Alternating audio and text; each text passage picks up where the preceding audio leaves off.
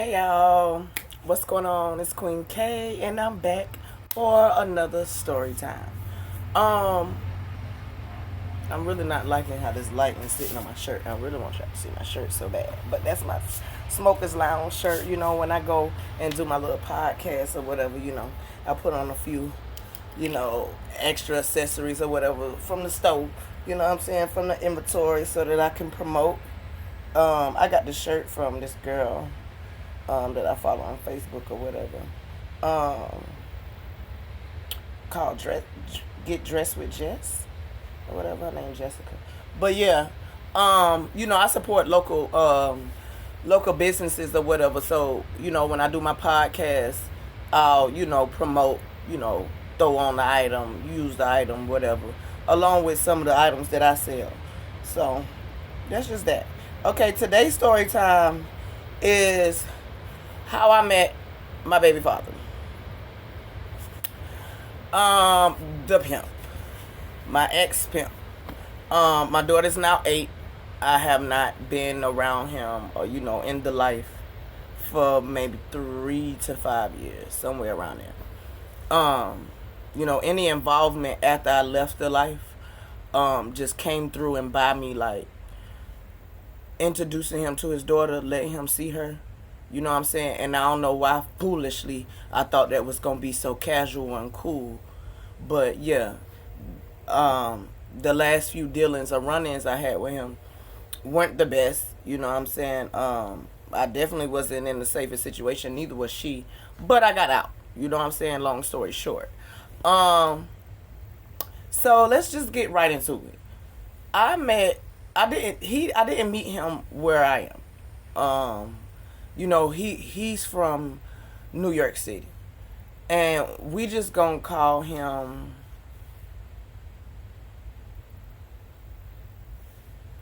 Dave. We gonna call him Dave, okay? So Dave had a brother that was here. I was about I was about 18. Yeah, I think I just hit 18. Yeah. 18, about to hit 19. Like I'm shy. I'm a few months shy from 19. And at the time, like, me and my siblings living situation wasn't the best. We was all in like separate situations, just aging out to either be leaving the house or, making concrete decisions on the future or whatever. My mom had haul ass. My mom had haul ass and went 13 to 15 hours away. Because I don't want to be dropping exact locations because, like I said, I'm a public figure. I'm an entity, a public entity. I'm in the eyes of the people on the regular. You know what I'm saying? Like, I do music. So, along with that and my podcast, I'm not going to sit out here and just put my people business out there, locations and all this other shit. I done had stalkers before. So anyway, so she moved 13, 15 hours away or whatever, like the weekend of her birthday, and it's supposed to be a trip and she comes back. But mama don't ever come back. So, me and my brother, we making ends meet the best way we know how. You know what I'm saying? The lights is off. We can't turn them on. You know what I'm saying? It's over $1,000 to turn them on, and it's in some man name that she was with before she hauled ass. Of course, we couldn't find him. Didn't know how to contact him.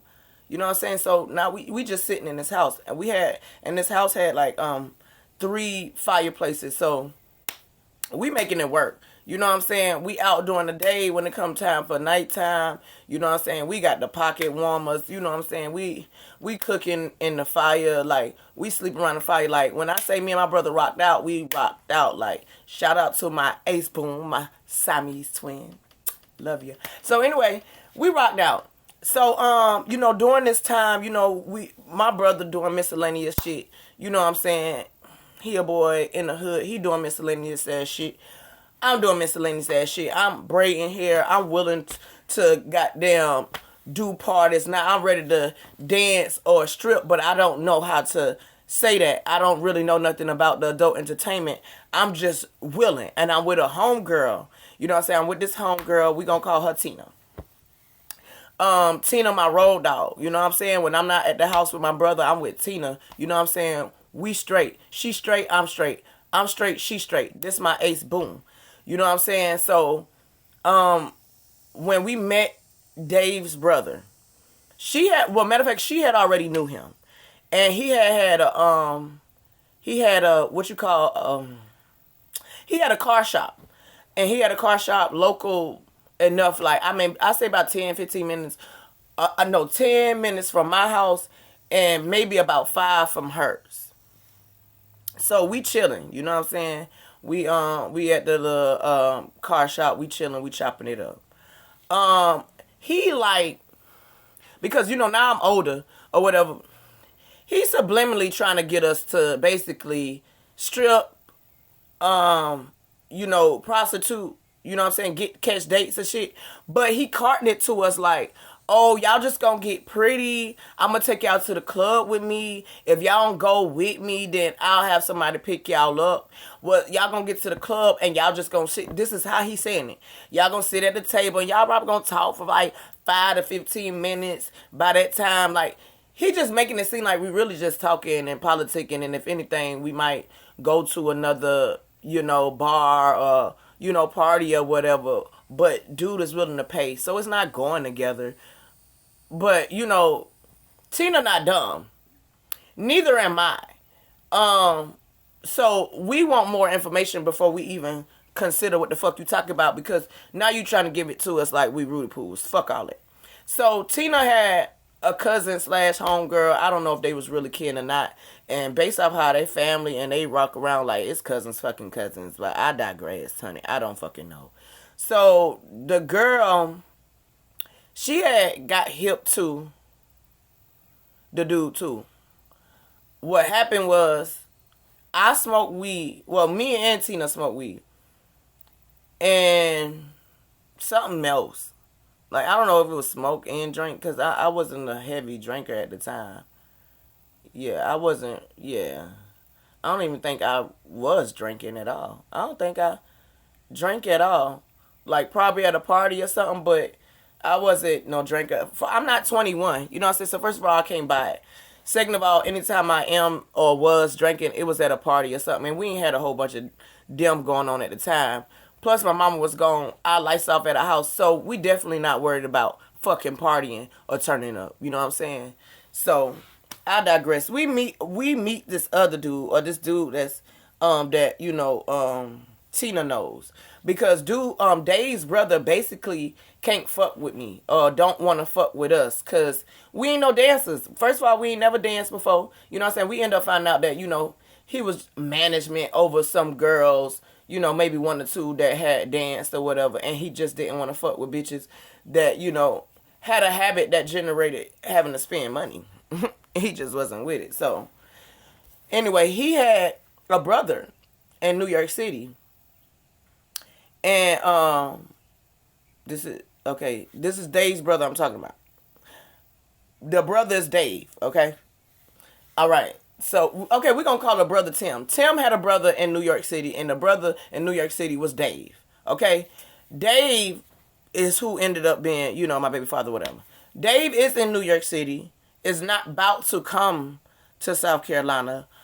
So for the most part, we just chopping it up on the phone. I'm telling him my situation, sending pictures here and there. We making plans or whatever. But these conversations are really just to kill time. Like when I'm bored, I'm sitting in the house, or it's dark, it's late at night, nothing to do. You know what I'm saying? We did everything we can for the fucking day. Survival of the fittest, night. So, when it's time to go to bed and shit like that, I'm talking to him. And his brother used to pull up for me, like, to charge my phone, or, like, for us all to talk. You know what I'm saying? Because he really was acting like I was his sister already. You know what I'm saying? He knew he wasn't going to work with me, and already made a solid decision that I wasn't going to work for him. But he had a brother that he knew would have been head over heels for me or whatever. Probably would help me out and all type of shit. So, at this time, Tim is acting like I'm his sister. So, he pulling up and he checking on me and my brother. You know what I'm saying? He might, take us somewhere. He might bring us some shit. But, for the most part, he really checking to see if me and his brother still, you know what I'm saying, keeping keep it ties, you know what I'm saying? Like, we keeping in contact. So, we started talking.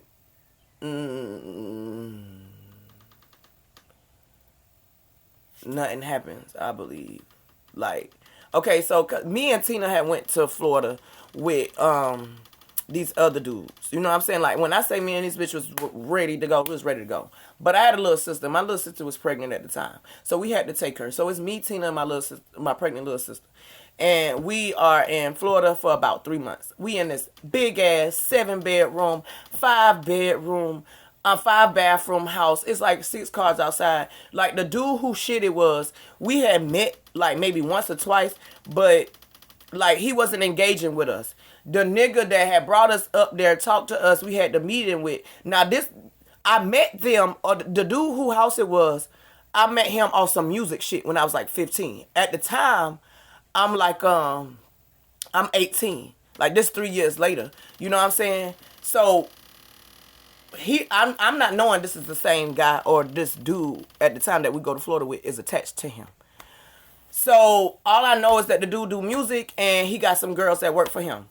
That's all I know. But we don't see him on a regular, and the only time we had seen him, it was like him to walk through, grab something from his room, go upstairs to his studio, and that was all. We wasn't allowed upstairs. It was ample enough space and shit to do downstairs, so we really didn't give a fuck. We in here rent-free. We in another state. We trying to make it work. So now we on the full-fledged trying to dance shit. You know what I'm saying? I got my little sister with me. We in another state. We topsy-turvy of either we want to go back after we get some bread or whatever, make it work, or we want to start our new life here. For the most part, we was leaning to starting our new life here. We was not trying to go back. But my sister was pregnant, and she was a real brat, and she used to steal the cars and haul ass and all this other shit. So I had to eventually go back first. But back to Florida. We had started to dance. You know what I'm saying? He had like this stripper room type of situation inside the house. So we used to be in there all the time, spinning around the pole. They had done took us to buy all type of dancer, cute, sexy, flexy shit. Like, outfits for the day that a dancer will wear. Outfits for the club and shit. So I'll say we had went to work maybe about 3-4 times. But y'all, this was vacation. We was having fun. The dude that we was with had brought us to Florida. He was really the do boy. He was really the house sitter. You know what I'm saying? He had painted this picture like he was somebody else and he was gonna put us on and all this other shit. But everything that was happening for us, like the food, the clothes, the money, the place to stay, even the ride down here, that was through and by the dude that I met when I was 15 through the music shit.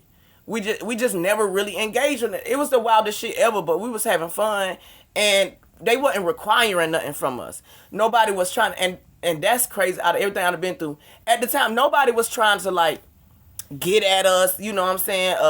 Throw themselves, suggest us give some pussy, or suggest we prostitute. This was purely what y'all want to do. We got the resources to it. Let's do it. I don't like y'all situation.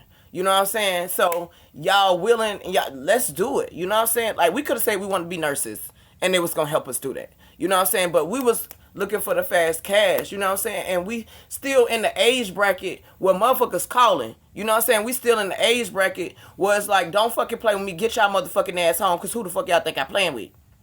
But I didn't have that because my mama's still on the go. She's still some way out of town. That's how I ended up with my little sister in Florida. So, skip, because, I leave Florida after 3 months. I got to go back with my little sister, get her right or whatever. I think she was on the run, or had got on the run. One or the other. But yeah, I had to go back for her. So, my homegirl, Tina eventually came back. And when Tina came back, of course, we back to chopping it up. Hanging out with Tim. So Tim, like, my brother still, he's still all head over heels for all this other shit or whatever. So, I started back talking to him. Now he's just steady telling me, oh, you come up here and I got a motherfucking apartment. I'm a manager in the strip club. I can get you in there. You can make a set amount of money. You can choose to stay or you can go. Like, that's up to you. You know what I'm saying? You're not forced. This how he kicking it to me. So, I'm thinking about it. You know what I'm saying? I done ran across my brother like, bro, what you think? You know what I'm saying? He like, sis, do you take the risk shit? Whatever, we need, you know what I'm saying? Like, I'm doing what I need to do. You doing what you need to do. I'm not going to hold you back from nothing. I'm always here for you. Like, my brother was just, man, I'm telling you, like, that, listen, that was daddy. That was my motherfucking dog. You feel me? Like, if I ain't had no other father figure, that was my brother. And it's like, we twins. Like, I'm born in June. He born in May. A year shy after I'm born. And then, like, when his birthday come, we the same age until my birthday comes. So it's real weird. Like, this is like, we connected. You understand? This is my motherfucking dude. That's my motherfucking nigga. That's my motherfucking brother. You understand me? But anyway, he just telling me like, go ahead, sis, do what you need to do. So eventually I go. You know what I'm saying? Like, he booked the ticket or whatever. I found out his mama booked the ticket. But his mama booked the ticket and all this girl. So I gets off the bus. I gets off the Greyhound bus, y'all. And listen, when I say Southern Belle, y'all, I'm down there with my little blue bag and a teddy bear tied to it, standing in the middle of Times Square looking a fool. I don't know where I'm going. You know what I'm saying? And I'm going to say I don't know who I'm looking for because the pictures that the fucking nigga sent was from 2-3 years before that. So he don't look nothing like this no more. Y'all, the mother sucker comes and he's screaming my real name up the sidewalk. So I'm going to just say my real name. Well, my real name Kenyatta. So he's screaming my real name up the sidewalk. Kenyatta. And it's this short, stocky dude with hair out, like he looked like a lion, and then he had walked like, y'all, let me try to do the walk. He had like walked like this. Like shit. Oh my God, y'all.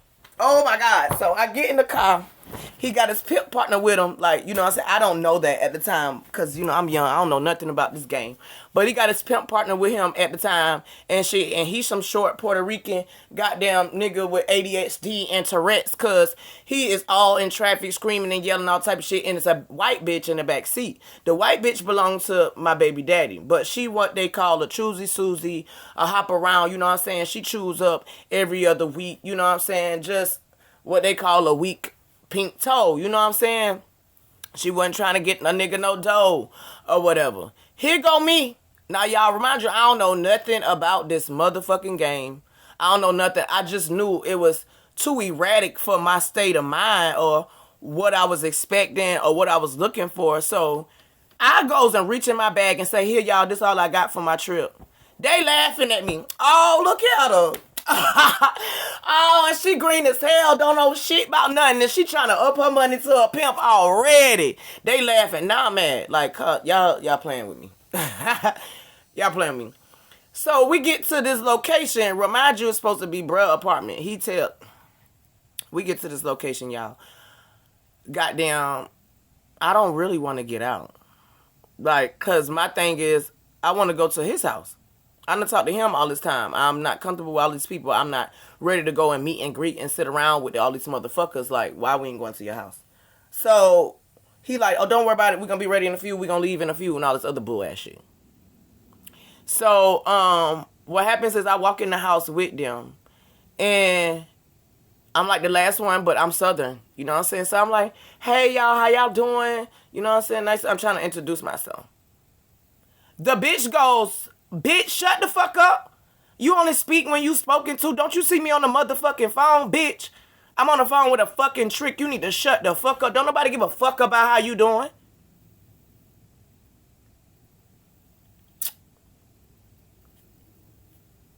Y'all, my weekend, no, I couldn't do it. I'm out the door. Now I'm sitting. Now remind y'all, this location is an attic apartment, y'all. It's an attic apartment. I don't know how nobody like know if you know how these brownstones or whatever is set up when it comes to New York City. But it basically was like, I guess what they call a brownstone, one of the buildings. You walk up the little stairs. It's a apartment on one floor. Then you walk up a small set of flight, and then it's an apartment right here. And then you go up the rest, and it's an apartment up there. They was in the attic apartment, 1 bedroom. This shit, it's 3 bitches in there. It's him. It's Dave, his pimp partner, and his other pimp partner, and all they bitches. I'm downstairs. I'm back on the steps in the front. I'm crying. This is y'all. I don't know if y'all watch Twilight Zone, but I'm feeling like I done walked into the Twilight Zone. This motherfucker comes down the stairs and go, long story short, it's gonna be alright, don't worry about it, or some shit like that. But he breaks my phone. And the same time he breaks my phone, I had this flip pink Razor phone. And I think I was trying to call somebody. I really didn't, like, God honest truth, I really didn't have nobody to call. Like, my brother was still in the house, you know what I'm saying, that ain't had no lights in it. You know what I'm saying? My mom was still somewhere MIA in another damn state somewhere. Way after her damn birthday. And my sisters was both pregnant and staying with, like, baby daddy families or shit like that. Like, I didn't know who to call.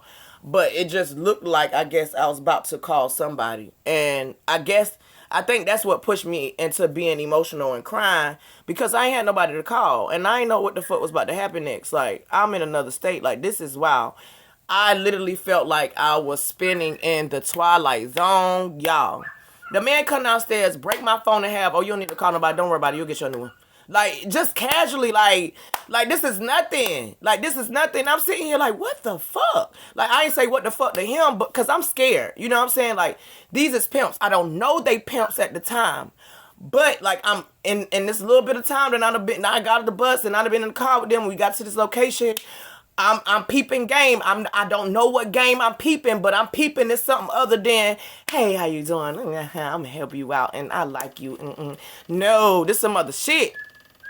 So then he started kicking some shit to me about how I remind him of his motherfucking first girlfriend and all this other shit. Oh my God. Like, I don't know what the fuck he talking about, y'all. So long story fucking short, I sat in the corner of this attic apartment for about a week. I watched how shit worked and moved, and I just got on it. I just got with it.